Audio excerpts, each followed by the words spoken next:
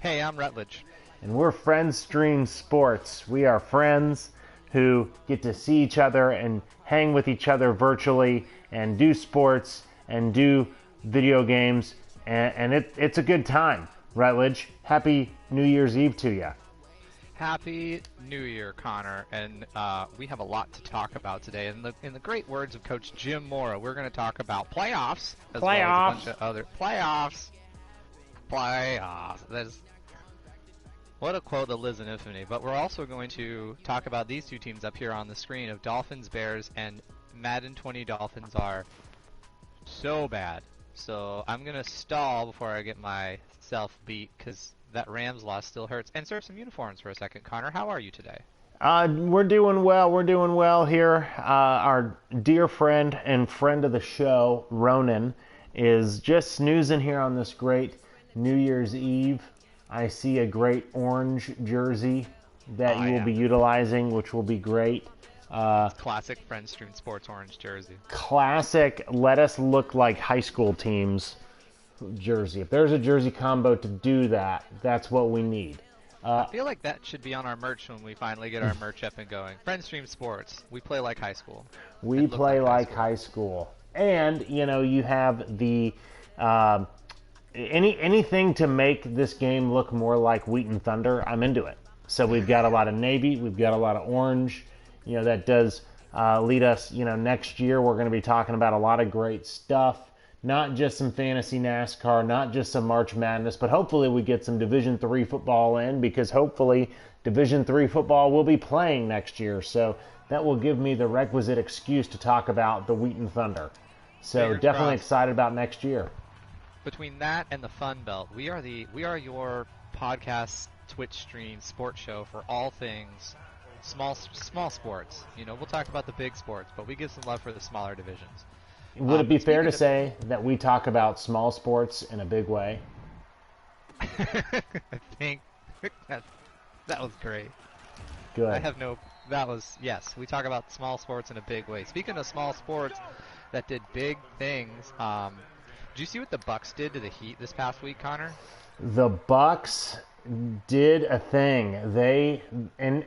There was multiple layers on to how it was very notable. If those who missed it, the Bucks beat the Heat 144-97 earlier this week, and really had their way with the Miami Heat. Rutledge, did you get to watch that game or make any notes on it? I didn't get to watch it, but I did see that the Bucks put up 29 three-pointers against the Heat. 12 of 13 players connected. But here's the one thing that's interesting that I want your opinion on, Connor. Giannis Antetokounmpo made no three-point shots and had 9 points all game. So, are the Bucks bad or different this year, or are the Bucks different, or are the Heat bad this year? What do you think? What's your takeaway out of that? First off, Khalil Mack, that's my takeaway. Khalil Mack. Second off, as someone who has a sibling who is an older brother, let it be noted that even though Giannis didn't make a three, the defending MVP, his brother Thanasis, did come in off the bench and score. My apologies to Giannis's older brother. I'm sure I mispronounced his name, but nevertheless, if I was Giannis's older brother and came in and was one of 12 players to make a three-pointer that night, and Giannis didn't, I would for sure make sure everybody knew about that. But, I think that the one thing to remember with this game, Jimmy Butler is still out. I don't know if you've been following the Jimmy Butler-less Heat. So Tyler Hero led scoring with the Heat with 23 points. So I think that is something in consideration, right? Your jerseys only count for so much, but the players in the jerseys count for a lot more. And the Bucks came off of a pretty atrocious loss to the Knicks, in which they gave up 103 points. So I think when you take those few things into consideration, there was definitely a recipe for disaster for the Heat, as well as a couple other things with the Heat I'm going to be chatting about here later in the show. But what do you think, Rutledge? Is it bad Heat? Is it good Bucks? Is it a little bit of both? I think it's Bucks adjusting to having a better system. As we saw in the bubble earlier this year, Giannis, he can't carry Milwaukee, like a LeBron James. And even LeBron James is better with people. He's not a LeBron, he's not a James Harden, or Steph Curry has to have a team around him. So I think that Milwaukee's front office finally kind of accepted who Giannis was. He's great. He's amazing. He's 7 feet tall. He's the Greek freak. But you need other pieces. So I'm going to take it that they're making some changes to make it kind of work. We'll see what happens when Jimmy Butler comes back with the Heat, right? If not, that's, it's not going to be a Heat Pete for a big playoff run, if you will, for Miami. The old Heat Pete. The old Heat Pete. But someone else who's in trouble is Russell Westbrook's new home of that's a break your knees tackle. Did you see that? Let's watch this again. Bam. That was big time. That was a good time. Russell Westbrook and the Wizards are 0-4, including they had a legendary night where Beal put up 39 points and Russell Westbrook had a triple-double, and they lost to the Orlando Magic. This reminds me, Connor, of, for all of us out there, before Friends Stream Sports, there was just friends who talked sports. And there was 2017-2018, Russell Westbrook was carrying Oklahoma City, but James Harden won the MVP. I picked James Harden as the MVP. Connor was big on Westbrook that year. But as that goes, Connor, what are you taking away with Westbrook kind of acting like that OKC Westbrook that time, but the results are not on the court, just like the results weren't really on the court in Oklahoma City back then? Yeah, I think that there's a few things to keep in consideration, right? I think first, right, with all the very beginning of the NBA, let's not overreact. What do they call it after week 1 in the NFL? Overreaction Monday. I think we're still early enough in the season, although we have a few games under our belts. We are still early enough in the season to maybe not overreact. I think eventually the Wizards in the East, should be a playoff team with those two stars of Russell Westbrook and Bradley Beal. So they did just run into a buzzsaw known as the Orlando Magic. But there was a really interesting article by a guy named Fred Katz with The Athletic who kind of highlighted and discussed this. And he shared some interesting stats so far this season. Russell Westbrook has taken 57% of his shots as 2-point jump shots. So not layups, but just kind of 2-point floater, not at the rim type of shots, which, is a lot for this day and age in the NBA.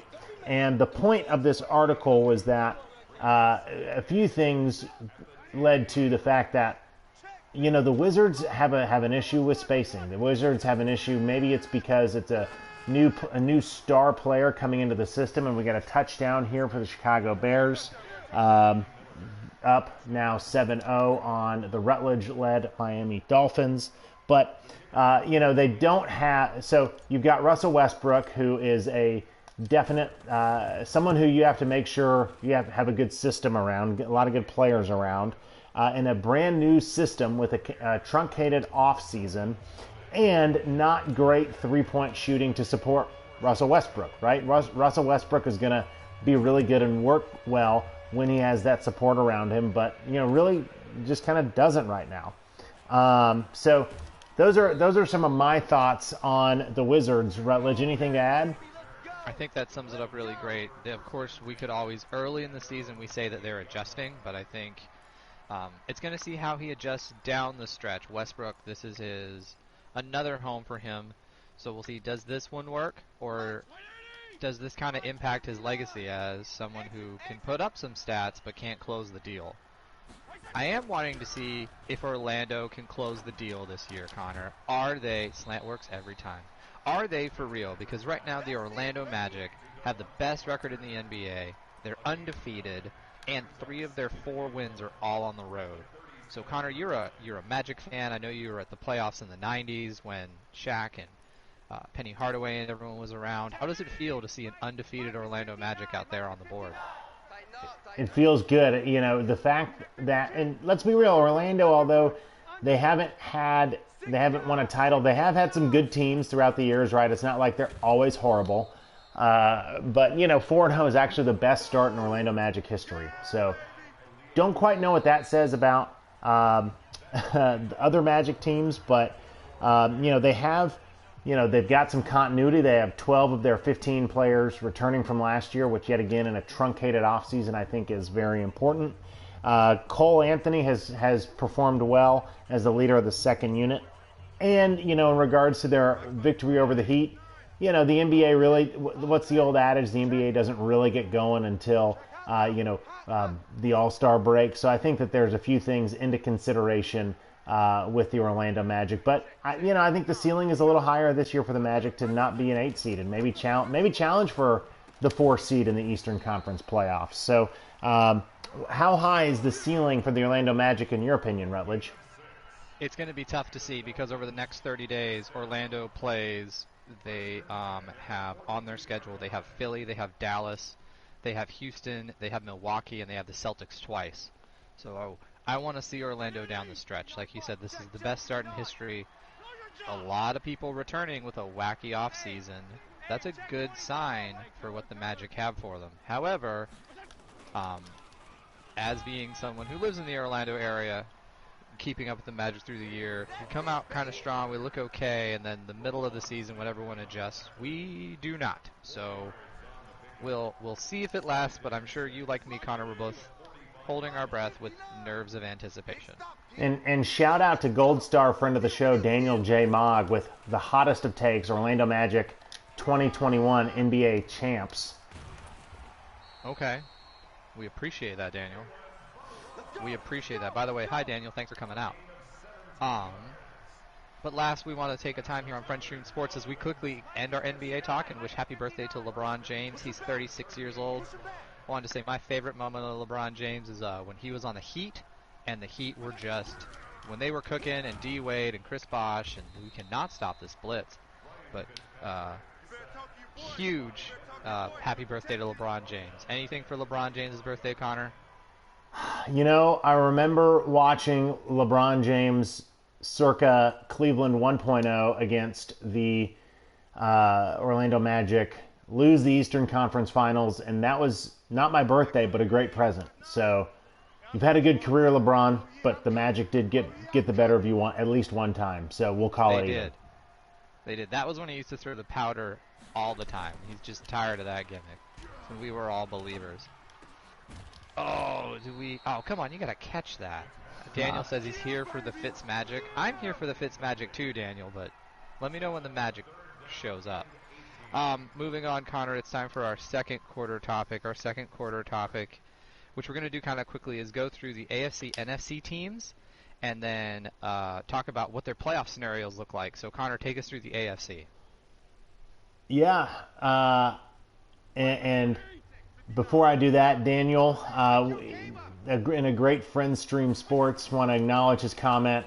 The one time that LeBron did beat, or the Magic did beat LeBron throughout the series, Daniel and I had an epic viewing of one of the games in our friend's basement, and a real Friends Stream Sports just essence. But in terms of the AFC playoff picture, here's kind of the real quick and skinny of it. Buffalo Bills clinched AFC East Division title with the thrashing of the Patriots. Oh, we hit the crossbar. Sorry, Connor. Can't kick on Friends Stream Sports. Kansas City Chiefs AFC West and first round bye. And then the Pittsburgh Steelers have clinched the AFC North. Baltimore is the next easiest team to get in. They have not clinched. They need to win, or they need the Cleveland loss or an Indy loss, and then a variety of things will happen if there is a tie. So that's how Baltimore can get in. Cleveland can win or an Indy loss, or a loss with a Tennessee loss, Miami win or tie, Baltimore win or tie, and then a variety of things happen if Cleveland ties. And then the Colts have the toughest route as they need to win with a lot of help from a lot of folks.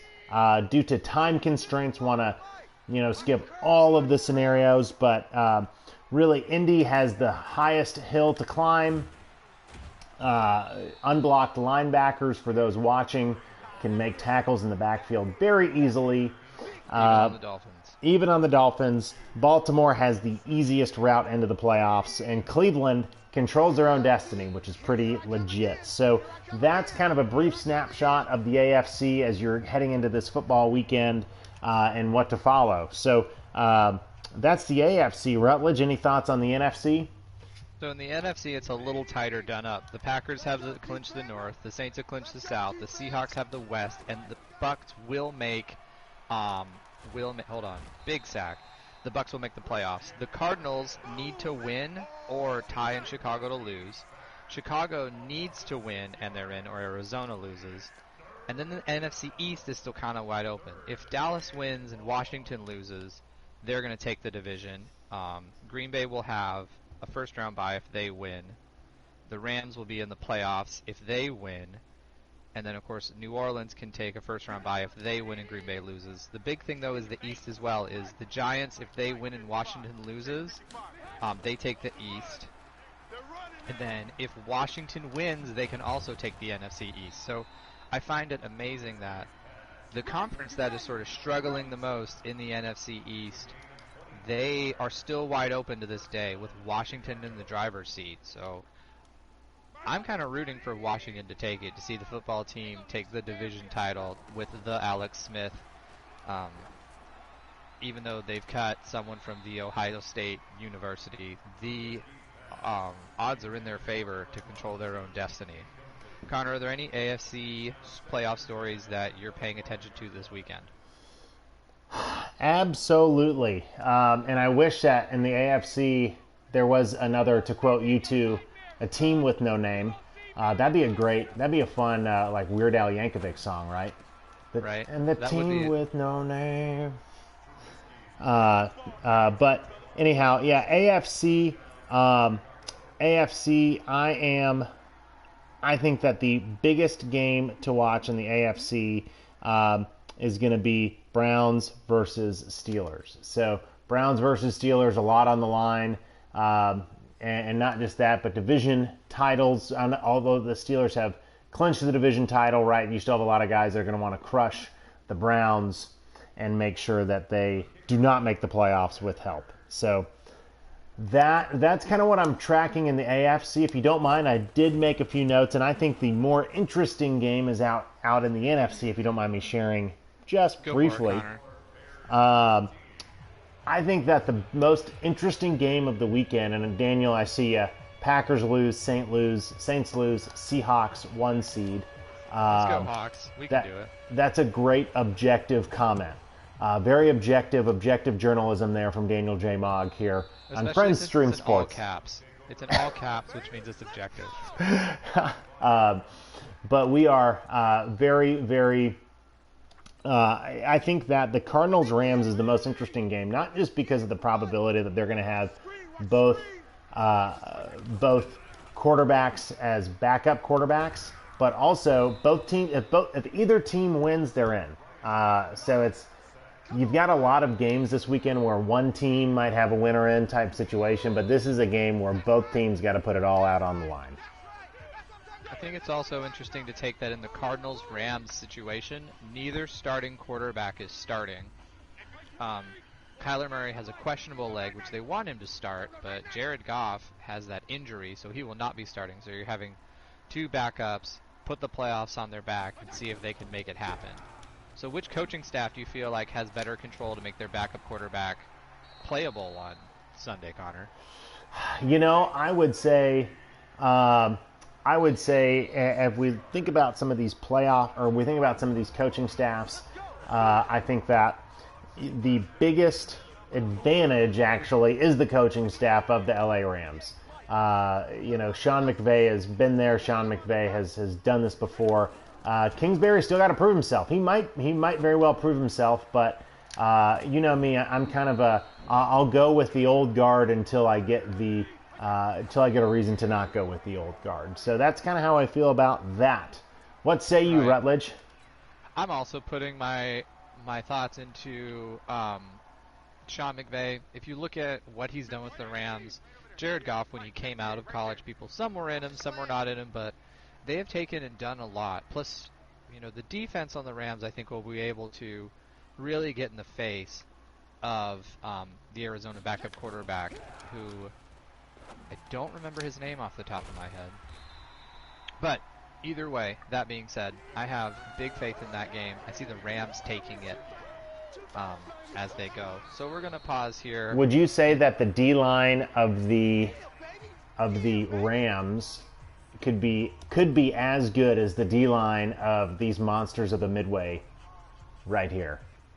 The virtual monsters of the Midway that are all the 80 ranked Bears against the 68 ranked Dolphins. The defenses. This defense is ridiculous, Connor. As I'm sitting, Relic just sitting on 14-0, trying for a 49-yard field goal when he missed a 48 by hitting off the crossbar, and Connor Rice the kicker. So we're coming down here. Seems like you're going for a fake. That's why I'm in coverage. Not going for a fake. Just really trying. I want on the board. Oh, we came up short again. You've got some kicking problems. This is going to be... We can't kick in this game. Shout out to... We got Slaney on. We got Slaney, Matthew Slaney, shout out. And Steven, good to see you. So Steven's here, Slaney's here. Steven says you can't hear me talk.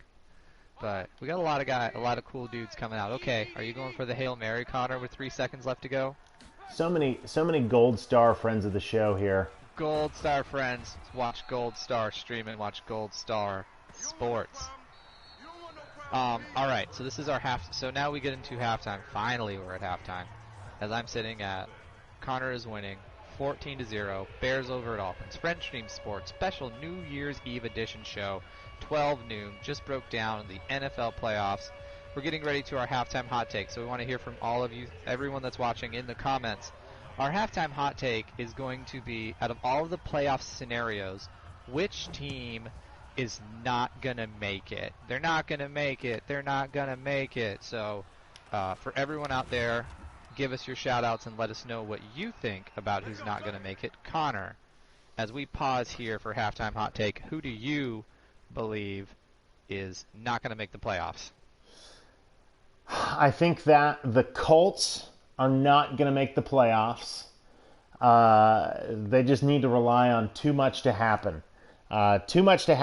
And, they could very well beat the Jags. That would not be the surprise, but all the other things that need to happen, I don't think the Colts will be in. And I think that the New York Football Giants will not make the playoffs.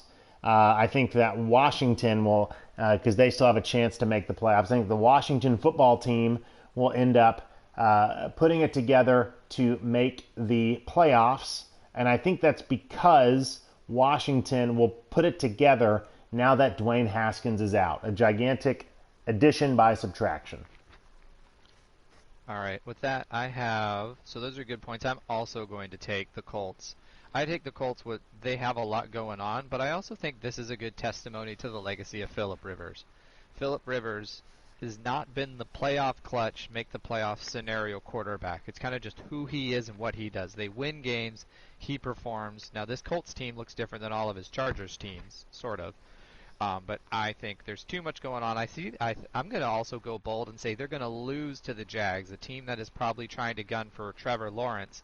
They're going to lose in a bad way on Sunday, and they're going to go out in a Midwest box of shame in the Lucas Oil Stadium and barn over there in downtown Indianapolis.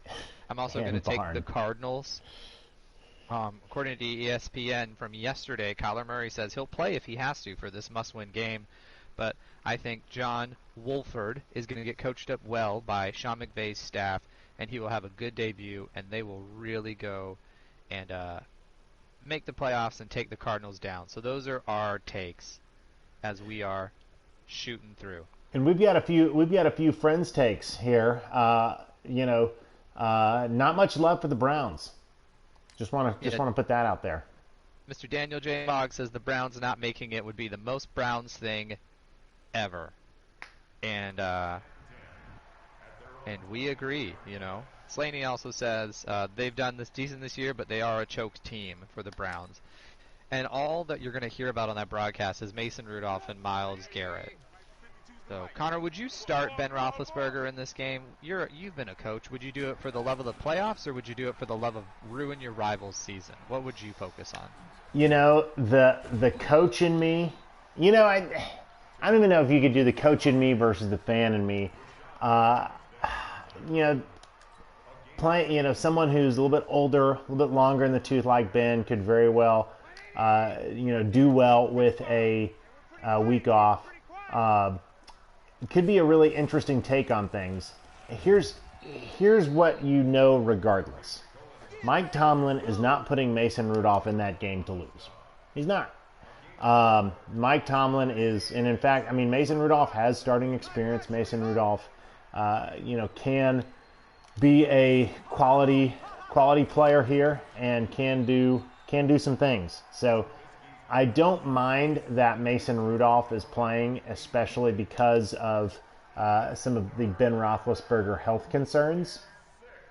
But Roethlisberger, I think Mason Rudolph can come in and compete effectively.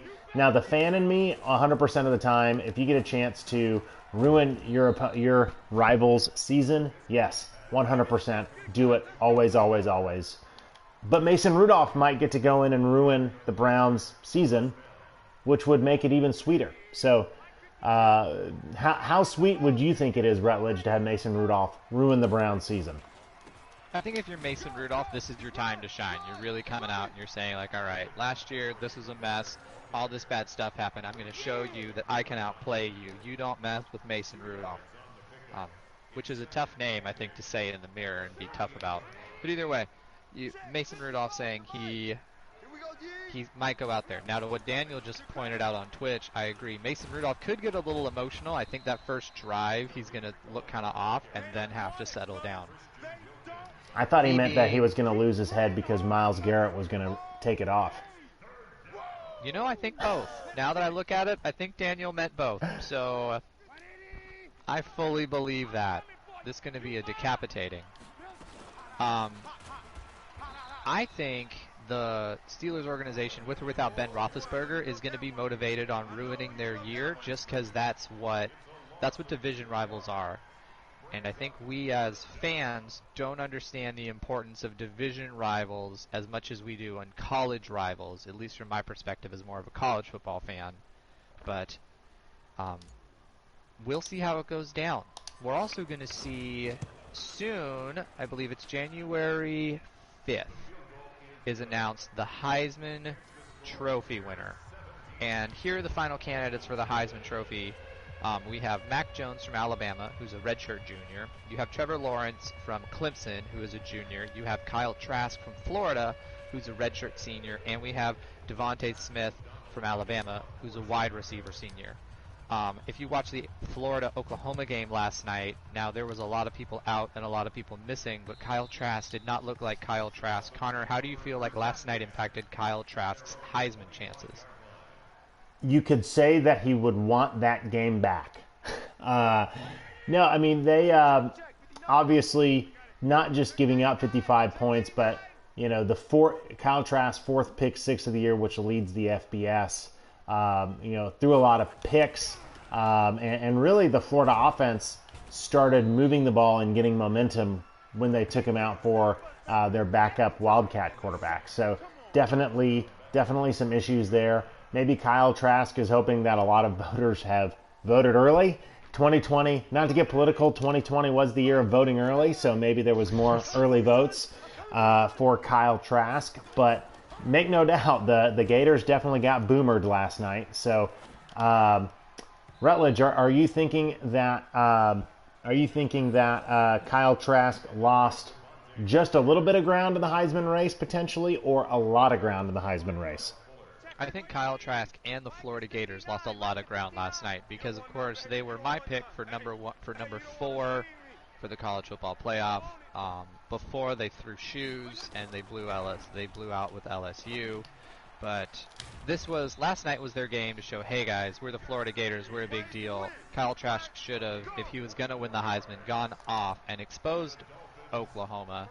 But the defense also had nothing for Oklahoma last night. It looked like an Oklahoma Big 12 conference game against an SEC team.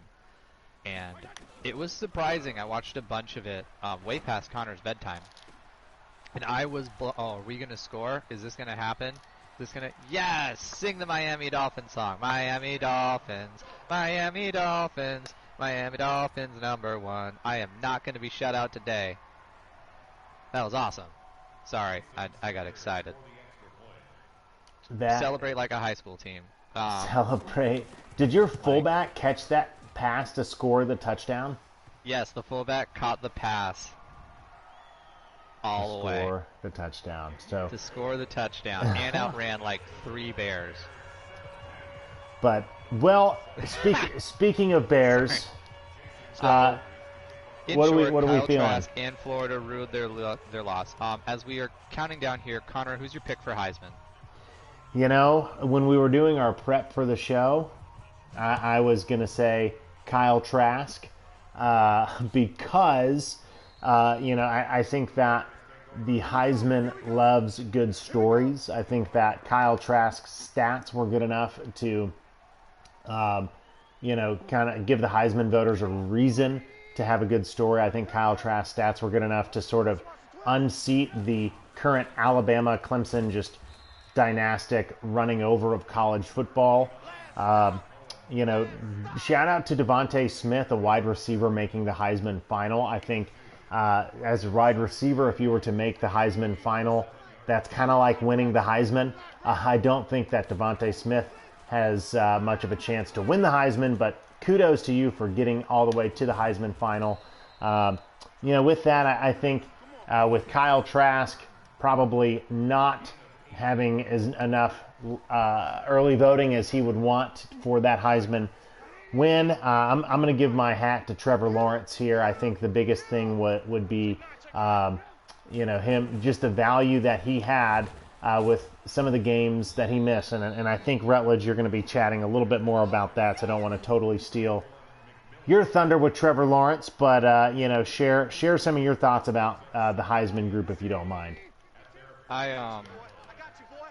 I'm with you. I like that it was Devontae Smith. I would have seen Najee Harris as the number 4 with the running back, because Najee Harris, while he doesn't have all of the stats of like a Mark Ingram, he looks awesome. So he's going to be great in the league.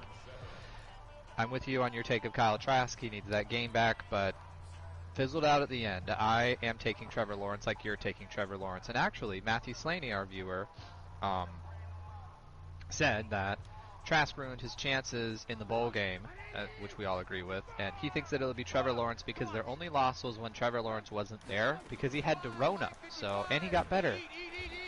But if you want to capture a game, look at how they beat Georgia Tech in just historically bad fashion, how flawlessly he plays, how valuable he is to Clemson, how their backup quarterback showed such a difference. They're not in Alabama, to which Mac Jones, while he's great, Mac Jones sat behind Tua Tagovailoa and Jalen Hurts, which are both NFL starting quarterbacks, and went through the reps and got prepped and ready to go. So when his time came, he was ready to make it happen.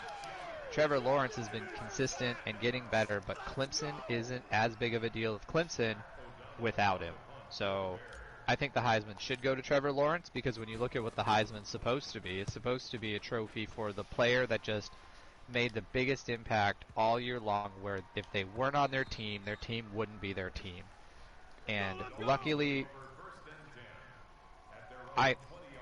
in my intentions, I don't mean this is that I'm happy that he got sick, but it helped his Heisman Trophy case that he got sick. I hope this is taken in a point that when he wasn't there, it just built the case for him more. If he would have played against Notre Dame the first time, I think Trevor Lawrence would be a considerate, but I think there'd be a closer race with Mac Jones. But because we got that time without him, and then we got that time with him, everyone's like, oh yeah, no, Trevor Lawrence should be the Heisman, because look at what happens when they don't have him. Does that make sense? Like, I don't want to say I'm happy he got coronavirus, because no one deserves to get coronavirus. But it makes a big deal. Oh, 100%. He showed his value. He showed his value of how good he is, for sure. So I think yet again, it's going to be another really, really good story as Trevor Lawrence leads Clemson into the playoffs against Ohio State again. And I know we've got some playoff talk here as we are into our fourth quarter of action, Rutledge. We are. I do want to put out a good point in the comments. Oh no, Fitzmagic throws a pick. A good point out in the comments is Daniel brought up that should Trevor Lawrence be worried about winning the Heisman as an NFL draft pick, kind of like the Madden curse where they don't do well. Even Steven actually said back that it wouldn't be that big of a deal. I think winning the Heisman is winning the Heisman, and the Madden curse players don't seem to believe in that as much. So good dialogue in the comments, guys. You know, So let's move on Rutledge, to the what's playoff. interesting is, Yeah. if you don't mind, what's interesting is Trevor Lawrence would have, I mean, he's got some things going against him. Just, you know, to be a bust and to not do well in the NFL, such as potentially the Heisman curse, playing for the Jags or the Jets. But would Trevor Lawrence... Do you think that would go against him? Well, I was going to... all of his strength? I mean, maybe. But do you think Trevor Lawrence, even if all those curses went against him, would be doing worse than you are on our college football bowl pick'em? Wow. And there's that, everyone. Of all the call-outs of the Green Bay Packers all year long, I told Connor in pre-show, I said, you're going to have to get me on this. That was... Connor, I'm proud of you. That hurts. Like, my feelings are a little stinged. That is how I'm going to go out of 2020, by just getting ripped. Yes, for those that are playing along... Oh, that's not a pick. In real life, that was a pick. In Madden, that's just the ball flopped to the ground. So, I have 3 wins in our College Football Bowl update. If you did not know, for our viewers of French Stream Sports, we're doing a College Football Bowl pick'em, to which our viewers Steven and Luke are playing along with Connor and I. We are also, this year, we're going to do things like March Madness, we're going to do Fantasy NASCAR, I'm going to get sacked by Khalil Mack again. But I have 3 wins, Luke has 5 wins, Steven has 6 wins, Connor has 7. Connor, how sweet does it feel to be beating me this bad at this contest? Very, very, very sweet. I mean, just, I'm a fan. We'll just leave it at that. I'm a fan of beating Rutledge at stuff, so... I don't know what happened. I mean, I took Miami, I took Western Kentucky, I took... Who else did I take that blew up in my face? Everyone I've taken... I have Army against West Virginia. I took a lot of gambles. So, this is a preview. If you think this is bad, Connor, wait till we do March Madness. In March Madness, I luckily will be talking Western about Kentucky? Let's not forget that big pick. Yeah, that was a big homer pick of I can't pick Georgia State. I listened to the episode this week to review our game film. Yeah, that I picked FAU.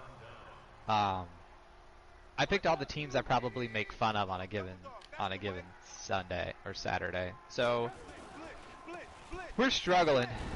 We're struggling like Notre Dame is going to struggle when they play Alabama. For out there, Connor and I are big fans of Alabama going into this, but we're going to segue into Connor talking about, as I sit here quietly, how do you feel about Bama Notre Dame? You know, I was listening to a take David Pollock made, and in essence, David Pollock was kind of asked, they said, all right, they can't be perfect. Alabama cannot be perfect. They can't, Wait, Connor, wait. We have 2 fake comments in the Twitch stream. We're making the big time when we get fake comment traffic. This is a huge moment for us. We're getting spammed with a link that says "Want to be famous?" Click on this link. I'm proud of us right now. Can we recognize that moment? This is really big. This is huge. This is big. This is big. Like you were saying. I'm sorry. So David Pollock said, really the one thing about Alabama, right, their secondary, can give up some points and some yards. Look at the game against Ole Miss. Unfortunately, Notre Dame is not known for getting huge chunk plays, and in fact, Notre Dame needs to be able to run the ball and control the clock to be successful. This is potentially going to be a lot like the 2012 National Championship, where my buddy who I was watching it with, we were joking that Alabama's play sheet was about 2 plays long, which, by the way, that national championship was also played in Hard Rock Stadium, which you are losing by 20 points to me. But Thanks for telling me. They had inside zone to the left and inside zone to the right. And that might need to be the only two plays Alabama runs against Notre Dame here. So, I think the only way for Notre Dame to have a shot outside of extra prayer time would be to be able to force some uncharacteristic. Was that a Notre Dame religious joke? That was a 100% Notre Dame Catholic religion joke. But I think that Notre Dame will, if they force some turnovers early and can get a jump on Alabama early, that could be a recipe for victory. But those chances, I would think, are very slim. I agree with you. I remember where I was at the 2012. I was actually working during the 2012 national championship game, and I had someone checking the scores, and they were like 7-0 Alabama, 14-0 Alabama, 17-0 Alabama, and it completely got out of control. I don't understand how Brian Kelly let it go. Go, shoot back, get through, get tackled. All right, that's the best play I've done besides a fullback catching a touchdown pass. There's just so much to talk about. I think the tale of it is, I pulled up, ESPN does this thing on their website where they show players to watch and the players that you should look at going into the game. And the players to watch are the big three for Bama. It's Mac Jones, it's Najee Harris, and it's Devontae Smith, and all of their stats through the year. And ESPN is kind of notoriously known to take one side of a team and spin their story before the game happens.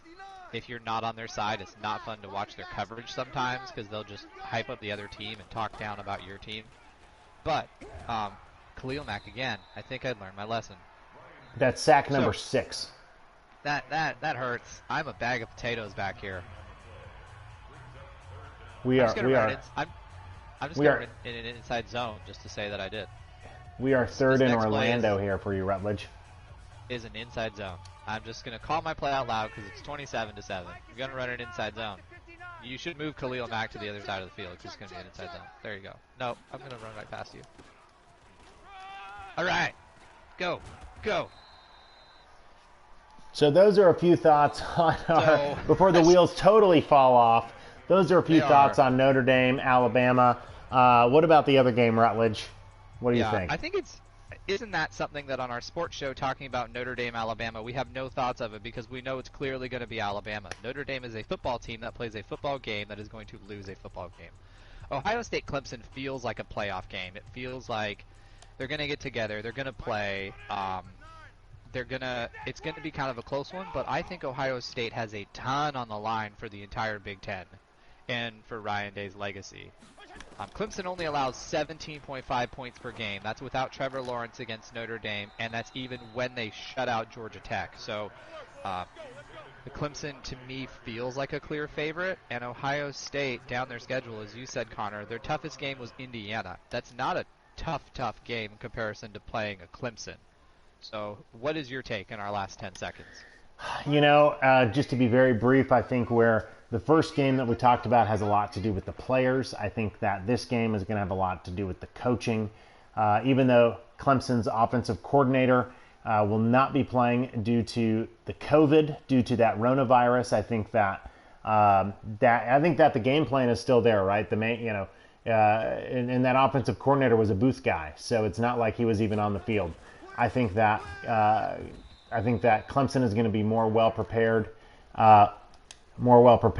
for Ohio State. I think that they're going to give Ohio State everything that they want, and I think that it's going to be I think it's going to be a real close slugfest, but I think Clemson is going to come out victorious. That's what I think about that. I think tonight they will be victorious, or as they play. I think this will solidify Trevor Lawrence's draft stock. He'll solidify his status as being a great college football player. So, shoot out to you, Connor. Huge win. My bowl picks are going just as well as this game went for me. Bama Notre Dame wanted to review that we have Alabama.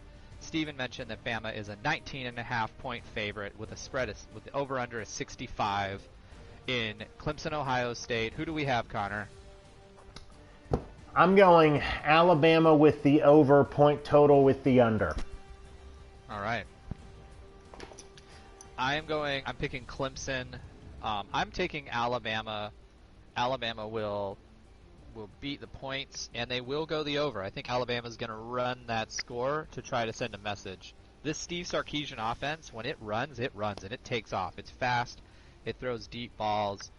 Steve Sarkisian, I feel like, is the true offensive coordinator that Nick Saban needs to kind of help him evolve to the next step, to help cement him for a long time. There you go. Well, Happy New Year, Connor. Happy New Year. Should we pick? Should we? I think we're on the same page here, seeing as how we've spoken about both of these teams. Any other picks that we want to make? Going into this weekend, what game do you want to pick? Let's go with Rams Cardinals. Who do you have in Rams Cardinals? Ooh, going Rams. I also am going Rams. Said it earlier, Sean McVay's coaching staff. I've also been kind of poo-pooing on the Cardinals all year, so I'm big going Rams in that. Okay, last pick for the night, and last pick for everyone out there. Colts or Jags? Going Colts. I think the Jags will embrace the fact that they could very well be getting the number one pick next year, and I think that the Jags will play hard because there's guys that are going to be performing for jobs next year after they get released. But I think that the Colts will come out, play harder, because quite frankly, they have more on the line. I'm actually going to go Jags because I believe the Colts are going to lose this one. They're going to play them way out of it. I'm going to go bold on that. Take the Jags. Okay. Well, that's our show for this week. Daniel asked if there will be merch in 2021. We'll see. If we click those links, maybe we'll be famous and get merch in 2021. Slaney picks the Colts. I'll still send you stuff. Colts, Jags. Yeah, we'll send you stuff. I have an old pair of socks. I got a couple button downs and a sweater that I'm trying to give to Goodwill. So if you're a size large, send me your address. I will mail you some clothes. Connor, as we end this wacky, is the blow the doors off of me that I couldn't even talk about the Bama Notre Dame championship game. I was so flustered. How do you feel about this dominating win? I only hope that the Chicago Bears perform today as well as all of our luck and good fortune will be in 2021. I guess you could say you were a monster of the midday today, Connor. Oh, wow. You were working on that one. While I was scoring, you were writing jokes for me. I appreciate it. I had the time. Well, anyhow, to all of our viewers out there, thanks for participating today. It's going to be a lot of fun doing some good stuff next year. And Rutledge, any parting thoughts? No, I just want to say Happy New Year to everyone. Thank you for this growing support as we close out 2020. We have big things coming in 2021, especially in that January to April timeline where sports are slow and it's cold. We're going to be hot. So we look forward to seeing you catch up with us over the next 6 months. As always, check us out Tuesday nights on Twitch at 8 o'clock. Follow our YouTube channel. Subscribe to our podcast. Talk to you later. See ya. All right. See ya.